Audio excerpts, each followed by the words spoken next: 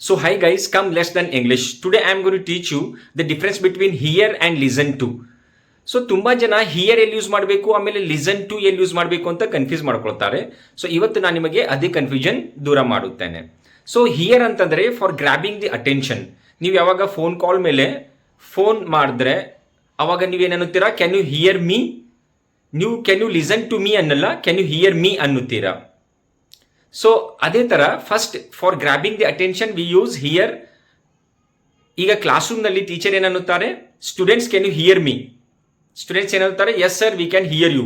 ಅಂದ್ರೆ ನಿಮ್ಮ ವಾಯ್ಸ್ ನಮಗೆ ಕೇಳಿ ಬರ್ತಾ ಇದೆ. ಅದೇ ಅವ್ರು ನಮ್ಮ ಮಾತು ಅವ್ರು ಕಂಟಿನ್ಯೂ ಕೇಳ್ತಾ ಇದ್ರು ಅಂತಂತಾರೆ, ಅಲ್ಲಿ ಲಿಸನ್ ಟು ಆಗುತ್ತೆ ಗೈಸ್.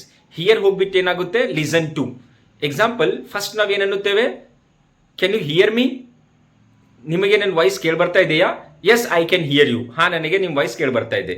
ಅದೇ ನಮ್ಮ ಮಾತು ಯಾರಾದರೂ ಕಂಟಿನ್ಯೂಸ್ ಆಗಿ ಕೇಳ್ತಾ ಇದ್ದಾರೆ ಅಂತಂದ್ರೆ ಅಲ್ಲಿ ಹಿಯರ್ ಬರಲ್ಲ, ಲಿಸನ್ ಟು ಬರುತ್ತೆ.